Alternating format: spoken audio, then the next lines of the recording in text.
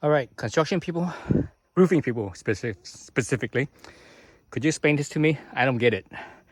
So I got Owens Corning architectural shingles. You can see. I got Owens Corning starter shingles. You can see Owens Corning starter shingles. I got Owens Corning hip and ridge shingles. Hip and ridge shingles, and these are the bigger ones. These are 11 halves. So it's 11 half this way, from this length to this length, and this length to here is 10 inches. So the shorter one is from this length is, I think it's 8.5 or something like that, so it's a little bit shorter. That's probably better for like windy areas. A little shorter, that means when you nail them down and the wind blows, there's less material to catch, or less materials for the nails to hold, I should say. Either case, how you want to look at it. Let's see. And also the ridge vent right here, also Owens Corning. See that? Owens Corning vent, sure. so this is why I don't get, and explain this to me. I don't know what the hell is going on. So this ridge vent here, or this ridge shingle, look at this thing. It doesn't cover, doesn't go down. Cover. I thought it was supposed to go down to right here. Is it not? Look at this side too, right? So what the hell is that? See that? So I'm like, what the hell? It's too late for me to do whatever now. I already had nailed everything, so anyways, I started on it. So what I did, because I have extra starter shingles, I used the starter shingles to go all the way down to the edge. And the good thing with this, having the starter shingle there, is that, it has like sticky stuff, so it helps hold the edge here as well. Besides this thing holding the next shingle that sticks on top of it, right? And because this doesn't go down far enough, like so, you can see over here, this is the nailing line right here, right? In between these lines right here and in between there, and you can see it doesn't even reach the end of the nailing line. So I can't nail it right there because it's not enough meat, right? It's only like 1/8 of an inch. You can't have that. I think Owens Corning says you need at least 1/2 an inch from this edge in, like that. So if I go 1/2 an inch in, I would be like right here. So what the hell? Anyways, so explain this to me. Is there another ridge shingles that's made for this thing or something? What the hell's going on? I don't get it. Yeah, I don't freaking get it. Am I using the wrong ridge vents? Or excuse me, not the wrong ridge vent, but the wrong ridge shingles? Because these are the only ridge shingles that I see. So by the way, I got everything here. I got the architecture shingles, the starter shingles, the ridge shingles, the ridge vent. I got it all from Lowe's. And I even when I go to the Owens Corning's website, they have like different levels of shingles. These are like the lower end shingles, I believe. Whatever they're called, Dura, whatever. I have no idea now.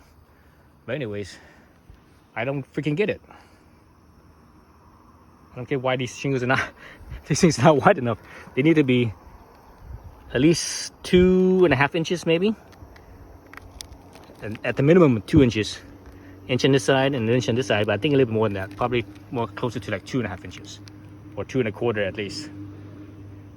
So anyways, yeah, so if someone, you roofing guys, professionals, what are your thoughts on it? Am I just an idiot or something? What the hell's going on with, I don't get it.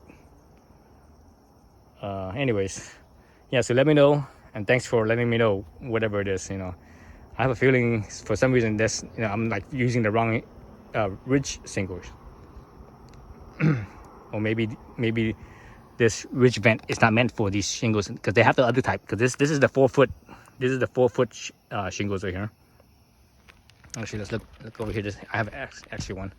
I wasn't sure if I needed an extra one or not, so I have an extra one. So this is the 4-foot one, right? The 4-foot, 48 inches, and where the shingle line is, or the nail line for the shingles, it lines up with this little space right in here. If you look down the line, it's got a little space right in here, right?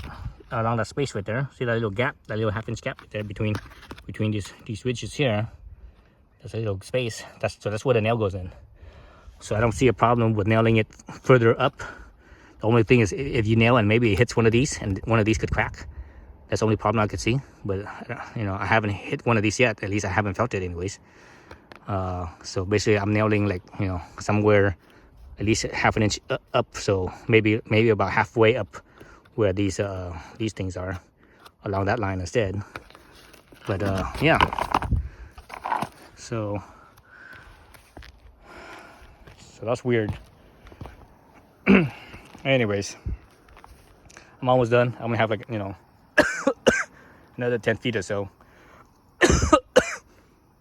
So I'm actually on my last 2 shingles for this first box over here. So I have another box right here. So I'm gonna have like easily half a box left over, probably more than half a box left over of shingles. And I have a stack of the regular architectural shingles here. So I guess I ordered, or I got too many, so I'm gonna return that stack, return this stack, and I guess I'm gonna return that vent as well. And I still have, I think I have enough starter shingle to finish this and have a few left over as well. So anyways, whatever the case, explain this thing, this width to me. I just don't freaking get it. I do not get it. I do not understand. This is something you can't understand. Why is it not wide enough? All right, thanks for watching. Yes, one more thing to add. The reason why I'm using the starter shingles and I want to go out this far is because otherwise the regular shingles are not wide enough to cover the nails. Right there it is. There's the width. Doesn't cover the nails. That's why I'm using the starter shingles to go further, to go wider, to cover the nails. So my gap here is a little big. It's supposed to be 1/8 inch, but well, it's 1/8 inch down here, but it's a 1/4 inch up here. But anyways, it's fine. No big deal. No, something I added that I'd never seen anyone do. You know, at least on the YouTube videos. Look down here, you see that little grill, the grate. So I put a little grill grate right there, so that way, just in case any bugs, because you know these holes. You know, look at this hole. Look how big that is. That's huge. This hole is like, that's over, you know, well, maybe it's not over 1/4 inch. It's just under a 1/4 inch. So these little vent holes, they're under a 1/4 inch. Bugs could get in there, you know. I don't want no yellow jackets getting in there and crawling and making big nests in the attic space, right, the crawl space. So I put that little grill in there. So that thing is like only 1/8 inch around, I think. So that's small enough to, you know, prevent yellow jackets and bugs to get in there and you know, build a hive in the crawl space. All right, that's it. Thanks for watching.